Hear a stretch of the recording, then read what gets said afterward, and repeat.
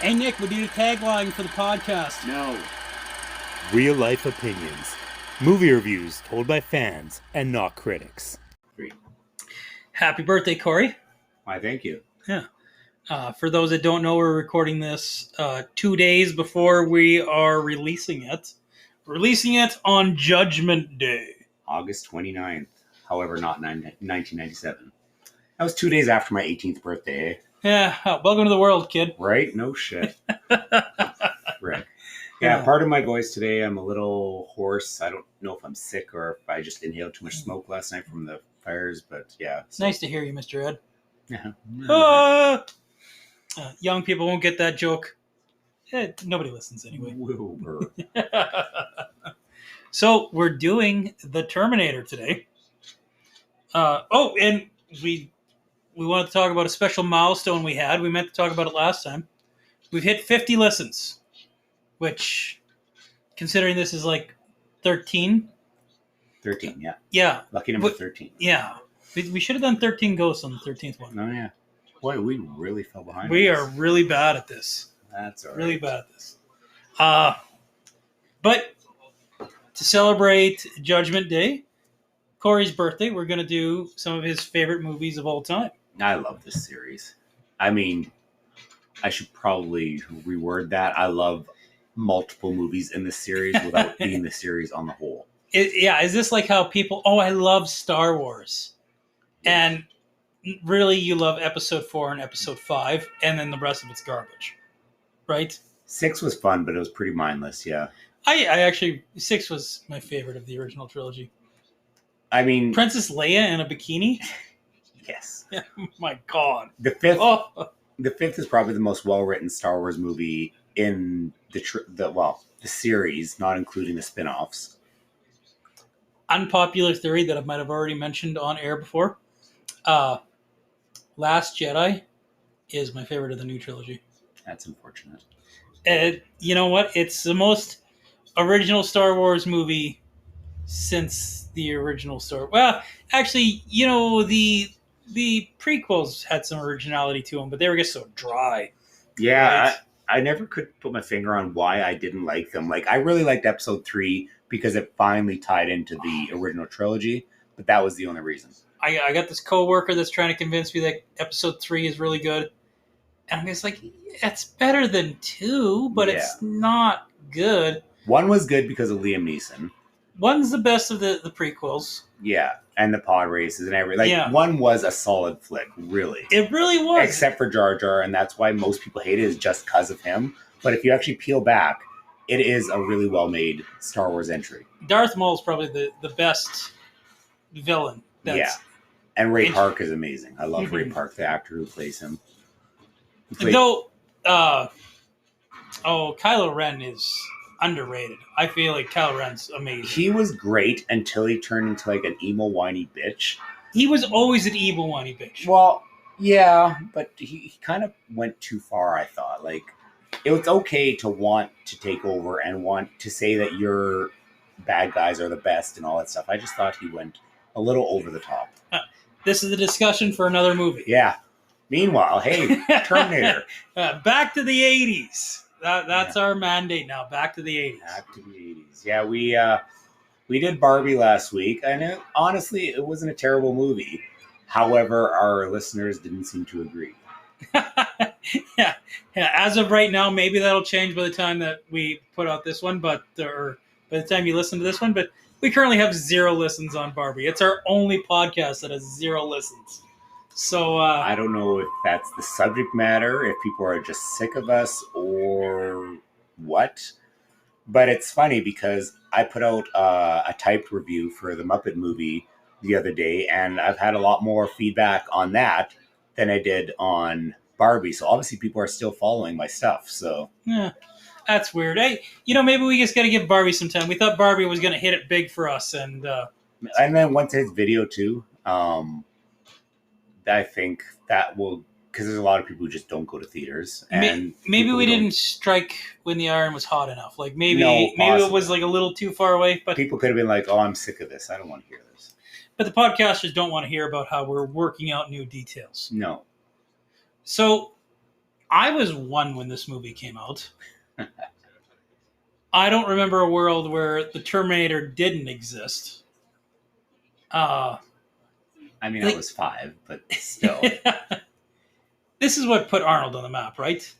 Like I think Conan and the Barbarian came out beforehand. Conan Pumping Iron came out beforehand. And Well, Pumping Iron was a documentary, but it might as well have been a movie the way people treat it. So yeah, but I can't imagine. But Arnold was somebody, he just wasn't a Hollywood it man until this movie. Man, I heard he was like late 30s when he did this, eh? Like I want to say 37, I heard. Oh, really? And I just assumed like he was just a young man still. You know. At least it wasn't O.J. Simpson. Yeah, which, fun fact, was an actual casting. They wanted him, and it didn't work out.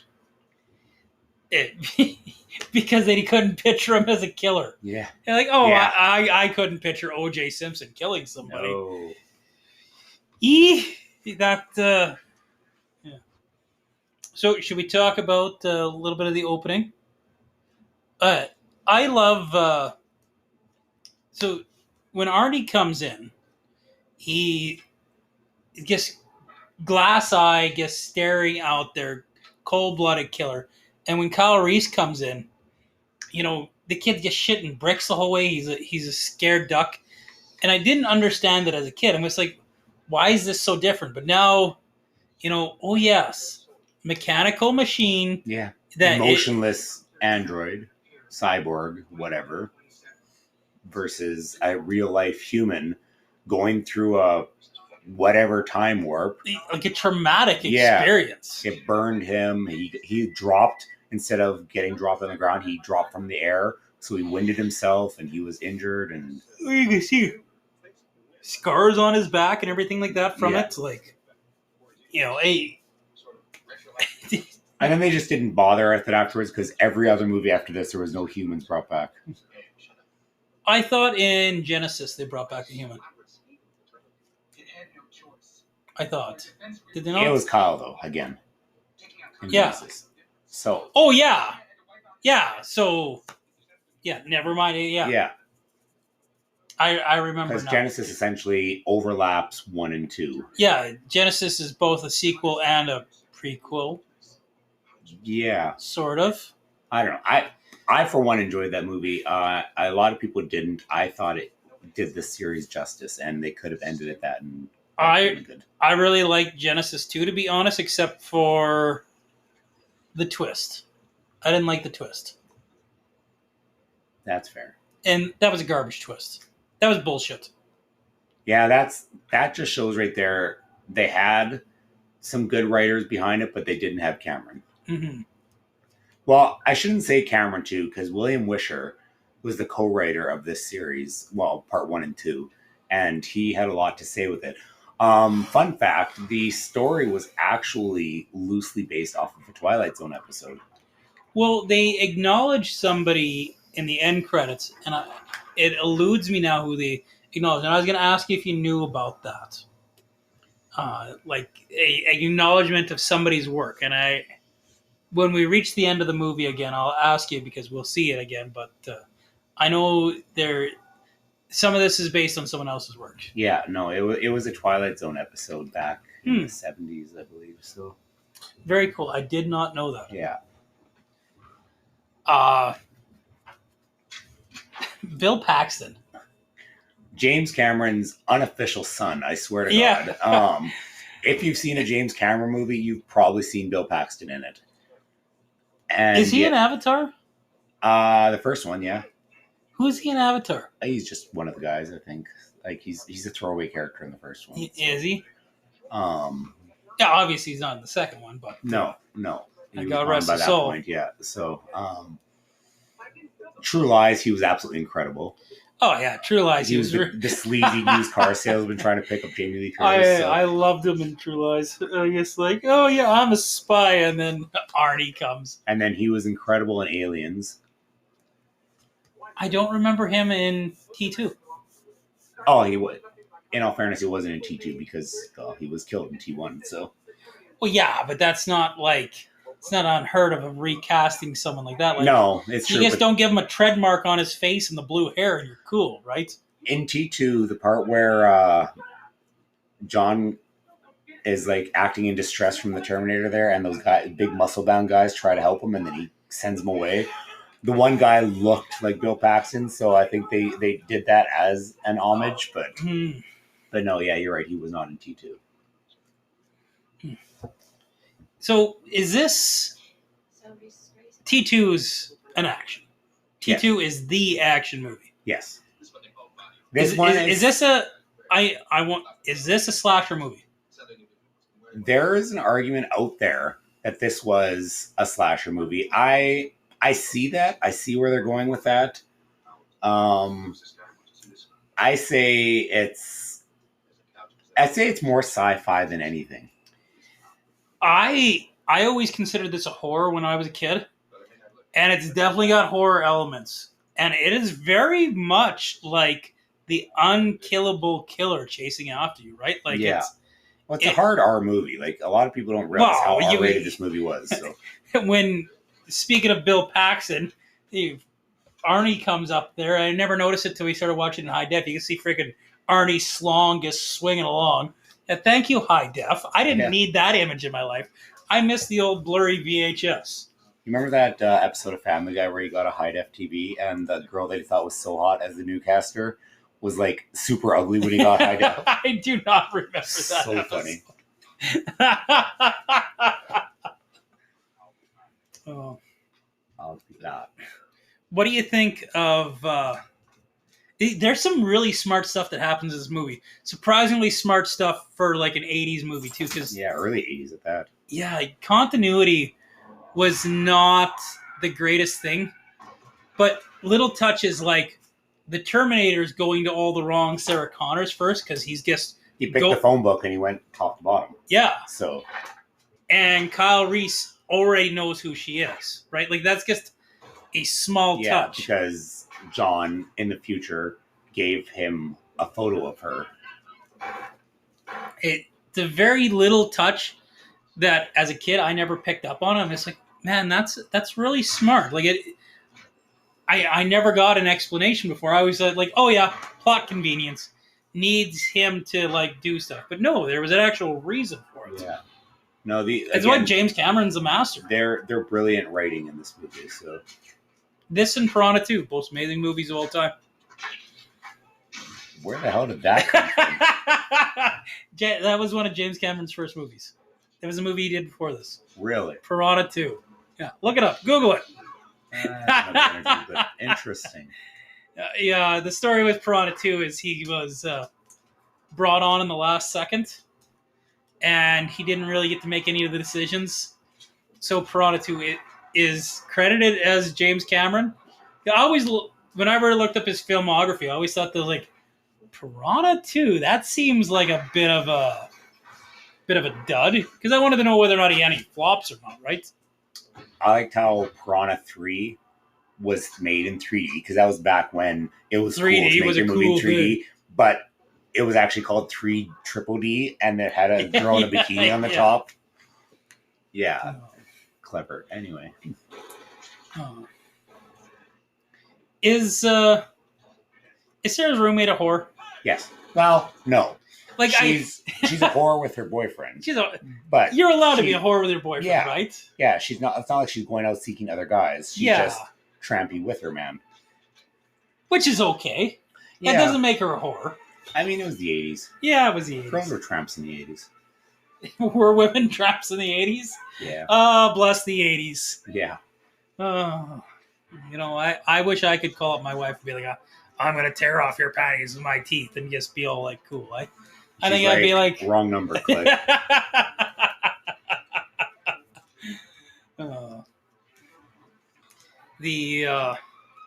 I feel kind of bad that the tramp dies. The non-tramp? I got over it pretty quickly. Not a tramp. She added some personality. Yeah. What little bastards they are in the restaurant scene? Yeah, in the restaurant scene. Freaking hell. Like, she's getting, like, having troubles getting an order right, which is fine. That happens. Meanwhile, there's people, it's like, miss, we're ready to order. It's like, shut up and wait your turn. And then the kid dumps ice cream in her pocket. Like, come on. I wanted to reach out from my screen and just smack that kid when I saw the ice cream. I love how like the parents aren't even in the scene. Like, they should show they didn't care. So they really struck gold when they casted Linda Hamilton. yeah, Like, to go from that meek waitress to what she ends up in this series. And yeah, like especially in part 2 and in Dark Fate, like she just went what's the word? Grittier and tougher and like, yeah. But yeah, one of the things I love about part 2, and again, once we do part 2, I have a bad feeling part 2 is going to be like our longest one yet because I have so much to say about the movie. But in part 2, it shows she's still got emotions, she still feels, but she knows how to pull it all behind her. You know, it's amazing to see, especially in this era of movies, that kind of character growth. And we just went through the Indiana Jones movies, right? Yeah. He doesn't really have any growth. He is the same guy in every single movie except for older. Yeah, it may be Dial of Destiny. Yeah, he gets a little crotchetier, don't get me wrong, because he's gotten older, but yeah. Dial of Destiny, I feel like he's got like a I've retired arc, and I'm not as good in the fight arc as I used to be. But like, other than that, like the first 3, especially, same guy. Yeah, totally. Even the 4th one, as it's like, oh yeah, I'm old now. Oh, look at me, I'm swinging from a fucking rafter. Like, that's what old guys do, after all. And how did they get it? How come they did it with Alien with Ripley, where like from Alien to Aliens, she's got like that huge, I've turned into a badass. Why is it the 80s females they did that right with, but like there's very seldom you ever see that in any other girls, especially a male. Like, I guess the MCU has done it. That's the only example I can think of. And even then, poorly. Like, the 80s, like I said... I'm thinking specifically Iron Man in the MCU. I think they had good growth for him. Oh, I thought you meant, like, female specifically again. Sorry. Oh. No, there wasn't a lot of female growth. Like, Black Widow. Yeah, she was same to the whole... Yeah. But, like you said, Ripley, amazing. Sarah Connor, amazing. So go James Cameron. Joss Whedon tried. He made Buffy badass. But she was kind of like, she had like one episode where she's like, hey, I'm a cheerleader. And then like, boom, I'm badass the rest of the way. Right? That's because of Anthony Head. He's amazing. Yeah. Anyway. Opening scene of this movie, you've got it's a miniature set. But wait, are we still talking about the opening? Well, wow. Continue. Sorry, I lied. I sidetracked you there. 18 minutes in, and we're still talking about the beginning. Oh crap! Yeah, well, anyway, I want to talk about the miniatures too. They did a decent job for the 80s because the whole future scene was all done with miniatures and green screen, and all things considered did well. Nothing will compare to how well the second movie did. But they did a good job for this movie, all things considered. So I'm not a stop motion fan. I've talked about it in Gremlins. I talked about it in Raiders of the Lost Ark. I don't like it, but you know they do an admirable job here. Like the future the scenes. Original Clash of the Titans would argue with you there, but we might have to do that. The Harryhausen one. Yeah. Oh my. I did not, when I first watched Clash of the Titans, I did not like the stop motion there. I was like, oh my god, this is terrible. That's because it was. It was really terrible. But I would love to do the original Clash of the Titans now that you bring it up.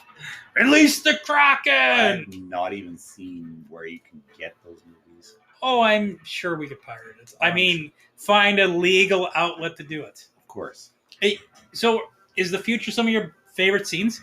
You're not a sci-fi guy, are you? No, that's why, actually, in all honesty, the future scenes are not my favorite scenes. They're well done, but I couldn't care less. I always loved the vehicles. Like, the robot vehicles, like Skynet's vehicles. I thought they were really well created, and I enjoyed them quite a bit.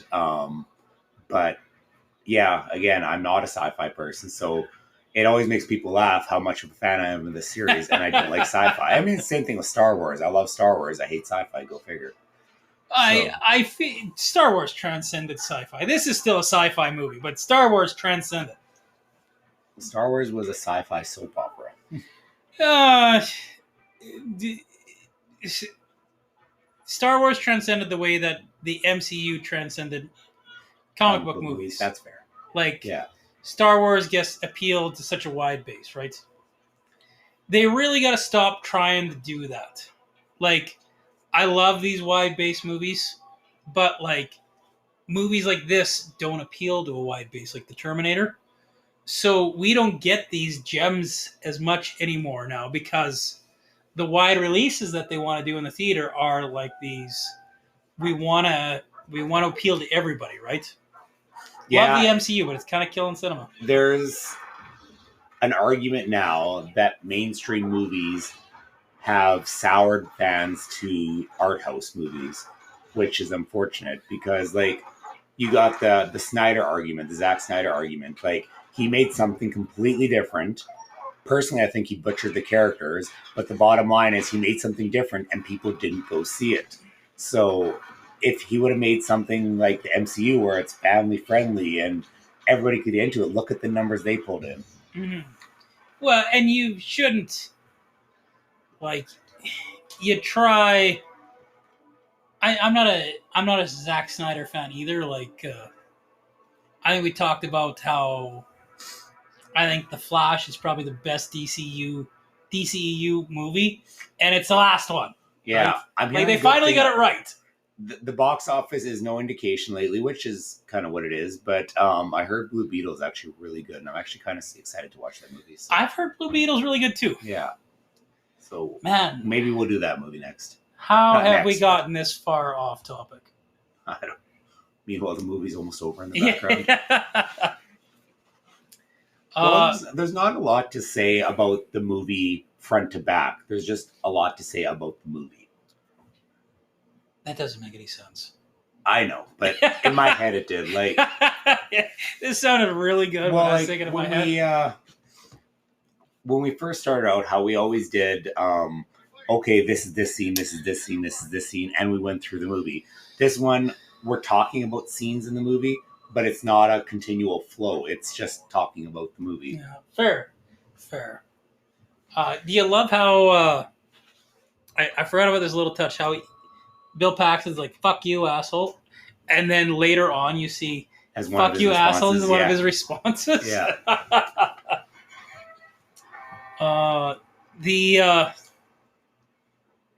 So, you know, we've passed the point where he's killing the Sarahs. We've talked a little bit about the future. So Sarah ends up in the police department station. Department station, yes. That also made sense in my head. Anyway. That made sense in my head. Like, any other scenario, Kyle Reese is a crazy mofo, right? Like, guess batshit crazy. This guy's talking about, like, Terminator monsters coming for her. Clearly, he's a stalker obsessed with her, right? Yeah, well, and that's outside looking in exactly what it looks like. So. Yeah. And then what do they say? Is it 60 police officers? Oh, don't worry. There's 60 police officers in this building. Yeah. And Arnie just comes in and kills every last one of them. Like, I heard someplace that, no, everybody's dead. There's no one alive in that police station. You don't see every single death on screen. That's a fun scene, right? Yeah, it's pretty classic. Just kicking down the doors, pulling the trigger, kick down the door, pull the trigger. Well, and Arnie's so good in it. What's funny is in part 2, when they have her in the hospital and they're showing her pictures of what happened at the police station, they changed his hair to look like his hair in part 2. Because in his hair in part 1 here, he's got kind of like this slight side comb over thing going on. But in the second one, it's just a thick brush cut.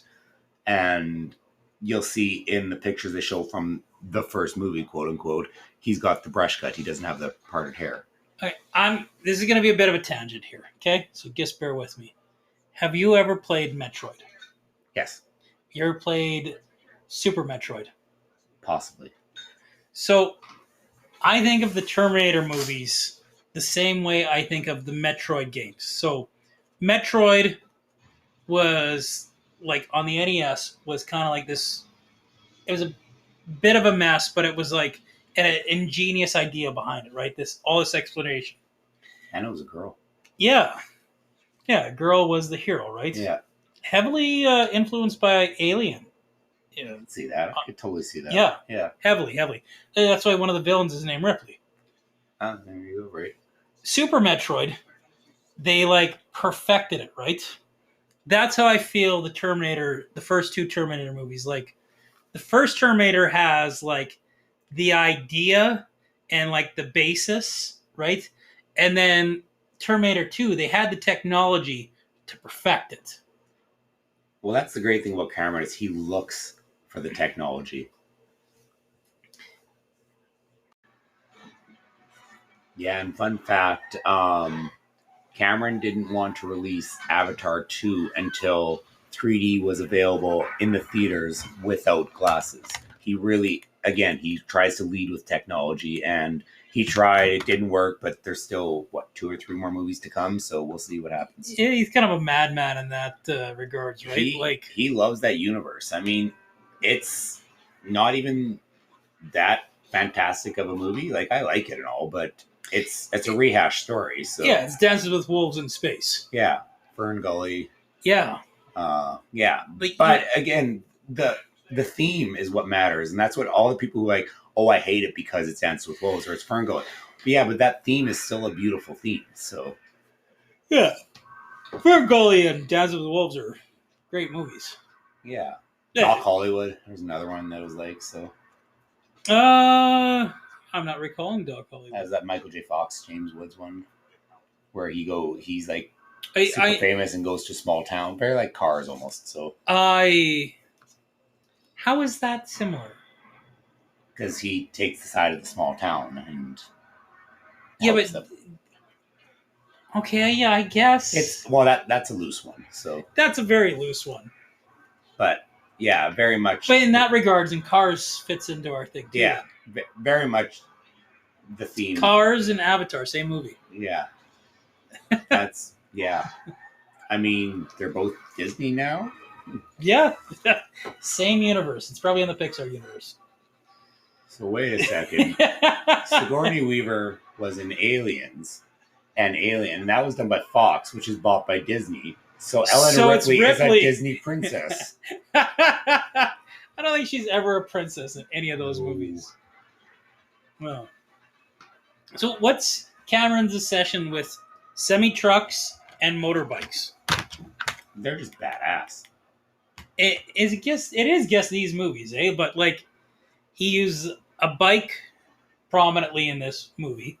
I love how when you're introduced to Sarah, she's riding like the lamest bike in the little world. moped thing. Yeah, and it's like the lamest looking moped, even, right? Yeah, I'm sure back then it was cool. And like they did a little foreshadowing when they run over that little toy truck.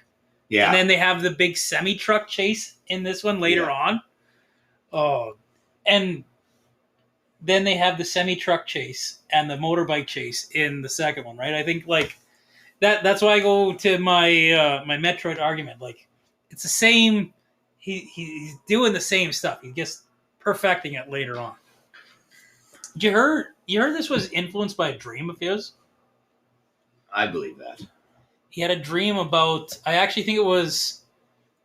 He's one of the guys from the police station. I can't remember which lieutenant he is, but he's like Bishop in the Alien movies. You know which guy I'm talking about? Yeah. He had a dream that someone that looked like him had like a half metal face. Crazy. And that's where this came from. And the scene is in this movie with the half metal face. Yeah. I actually enjoy the scene where they blow up Arnie in the semi and he comes and they show him getting burned more and more and more. And when he finally gets up, and granted it's stop motion, we know your love of that. But he's the robot, like a full robot. Because really, it in is T2, terrifying. you don't see the full robot in modern time. You see it in the past, but you don't see it in modern time. You mean in the future when you say the past? That's true. That's really That- hard. That, Even yeah, though that is yeah, the past for Arnie, yeah, even though it's the future, yeah, timey wimey stuff. It's all confusing. It is badass to see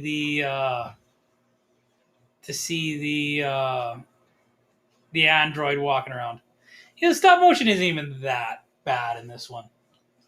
You know, it's funny. One of the things that pissed me off about Genesis. Okay, that's some of the stop motion's pretty bad. Yeah. Actually. One of the things that pissed me off about Genesis is in part 2, John asks him, "How long do you live? I mean, last or whatever." And he says, 125 years with my existing power cell. Genesis comes along, and it's only been like 20 years, and he's already starting to glitch, and he's like, "I'm old" or whatever. And I'm like, but that Dark Fate you're meeting. No, in Genesis. I thought it was Dark Fate when he's glitching. When he's with Kyle there, what's his name? Jay Courtney there. He's they're loading the magazines there, and his hand starts twitching and everything. Mm-hmm. So I don't know why I had that confused with the Arnie from Dark Fate. Was Arnie even in Dark Fate? Arnie's not in Dark Fate, is he? Yeah, Dark Fate is the one where he's married. Remember? Yeah. I thought that was the one where his hands were messing. No, I remember it now. In Genesis. In Genesis, now. he saved her as a little girl, and he was like her dad type thing. I can't remember what she called him, but yeah. So kicks his ass with his own ass in that movie. Yeah, he does. Where to next, Corey? Well, we're winding down in the movie in the background. It's the warehouse scene, which is pretty badass scene, I'm not going to lie. Kind of terrified me as a kid, this scene. Yeah. I feel like we're not talking about... There's something I want to talk about, and I forgot what it was. And I can't think of... Like, did we talk about the car chase scene? And the pipe bombs that he gets bombs, yeah. Oh, now I remember what I want to talk about. Is Kyle Reese creepy as hell? I mean, yes, but that's only due to fault that he didn't know how else to act. He had to get his case through. Whether it was creepy or not, he had to tell her the truth. Oh, well, however, because he came back in time for her. Yeah, when he does say that I came back in time for you or whatever, I'm like, okay. Yeah, like I had this old picture of you, and I guess had to come back for you, and yeah. Did they ever confirm that John Connor knew his dad? Because I feel like they left it. I know in the first two it's kind of ambiguous. I don't remember them confirming it in T2. Well, in T2, kid John Connor knows that Kyle was his dad, so I assume he must have known. So. Okay, so he does know. Or no, because Sarah tells him. So yeah, whether he remembers that part later in the future. You'd remember something like yes. Your dad was a time-traveling soldier that came in to help you become the greatest soldier to lead against the machines of all time. That's something that would stick out, right? When they blow up the Terminator here in part 1, and the shrapnel gets in Sarah's leg, I'm thinking to myself, her quads have to be rebuilt. Like, look what happened in part 2 when she got shot in the quad and everything like that. Like, her poor legs. And then Kyle ends up getting so much shrapnel that he dies. At least he got laid. Yeah, that's right. And there was a lot of Linda Hamilton shown in that scene. There was a lot.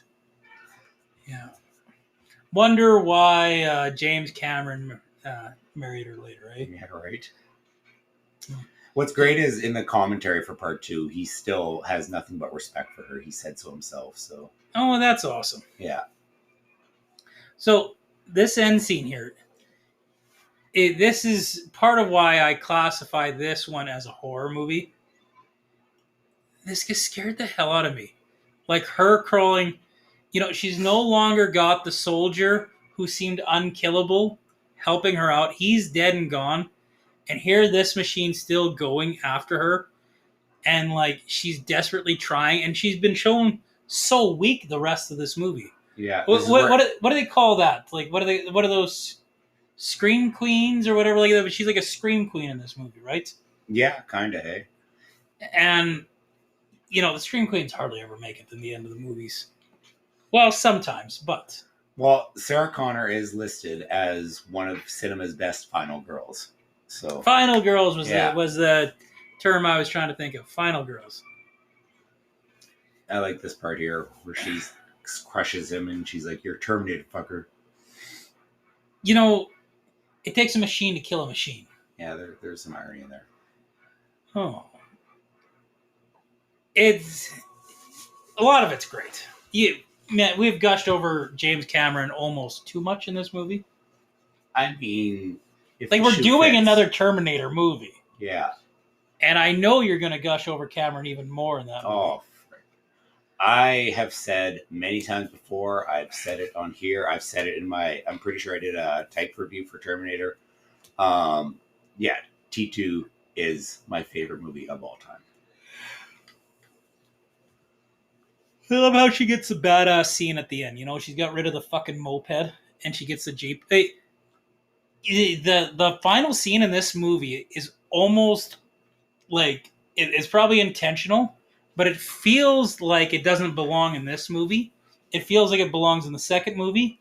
Yeah. And the second movie, like, I feel like that was an intentional thing. Like, we're gonna have a shot in the desert, and then the next movie we're going to have like the movie feel like this desert shot, right? Yeah, and there's two different endings for the second movie too. So if you watch the special edition versus the theatrical edition, so what's the second one? Because the theatrical one is the one where it's like the future always so clear for me, Black Highway, blah blah blah. Yeah. It's basically this scene again. Basically. But in the other version, or no, I think that's the special edition one, because the other one was she's at the park in the future now, and John is with her with their kid. Not their kid, you know what I mean? Like John's kid, and she's there as the grandma, she's aged. And it's like they basically made it seem like they solved everything and that everything is good. I think that's the deleted one. Maybe I can't. One of the two. I'm pretty sure the scene like the end of this one is the theatrical one. At least that's the one I remember. Yeah, well, that's the problem with multiple endings to movies. There's technically 3 versions of the movie. There's the theatrical, the special edition, the Skynet edition. Hey, let's just clarify. We're talking about the second one here. The second movie, yeah. Even though we should be talking about the first one, because we're going to talk about the second one next week. Yeah. Scary thing is, you think we waste your time about the second movie in this one? Just wait till you hear us waste your time about the second movie. So yeah, I can't wait. Yeah. Oh. So, final thoughts, Corey? You know what? For 1984, this movie was great. So many flaws you can point out now, but taking it as what it is, it was the start of something, and it was amazing. So it's not even like a hugely flawed movie. Like there's not big continuity errors, because James Cameron did a really good job of covering his tracks, right? Yeah. Like there's a lot of like, the plot convenience things, and all the plot convenience things kind of got explained. It's a rough version of a better movie. Yeah. Yeah, that's a good way of putting it, actually. Yeah, star rating? See? Oh, right there. Harlan Ellison. Yeah. That must be who you were talking about from Twilight Zone. Twilight Zone. Sorry, star rating. This movie is a 4 out of 5. 4 out of 5, eh? Yeah. I wasn't too sure how high you would rank it or not. Again, I acknowledge its flaws, so I wouldn't even give it a 4.5. Just a solid 4 out of 5. So I've been wavering between 2.5 Indiana Jones and 3 Indiana Jones. Like it's out of 4. Out of 4. Yeah. I think it's actually a better movie than I recall. Like it's more well made than I remember it being. Because I remember thinking like that whole, "Oh, why doesn't he just kill that Sarah Connor first?" was a stupid thing as a kid. And now that I'm not terrified of this movie, I can watch it a little bit better. I'm gonna give it 3 Indiana Jones out of 4. This is a solid Raiders of the Lost Ark. Nice. Yeah. Well, we're gonna sign off again. Come back again. That's all. Actually, we kept this a lot shorter than I thought we would. So. But we got some things to discuss behind the scenes. But where can we find us, Corey? Check us out. We're on Spotify, obviously. We're on Instagram. We're on Facebook.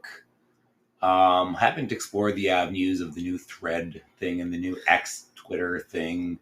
I'm sticking just with Instagram and Facebook right now. So doesn't X feel like extreme? Like, why don't you just change the name to Extreme? Elon Musk, right? Freaking between Musk and Zuckerberg, like, oh my god, like, get over yourself. Twitter was such a renowned brand. Why would you get rid of it? Yeah. So I guess you don't tweet anymore. What is it called when you make a post? I guess you X. I X'd you. Yeah, it does not have. Yeah. Anyway. Till next time, keep sticking the ice. Have a good one. Hopefully I'll sound better next week.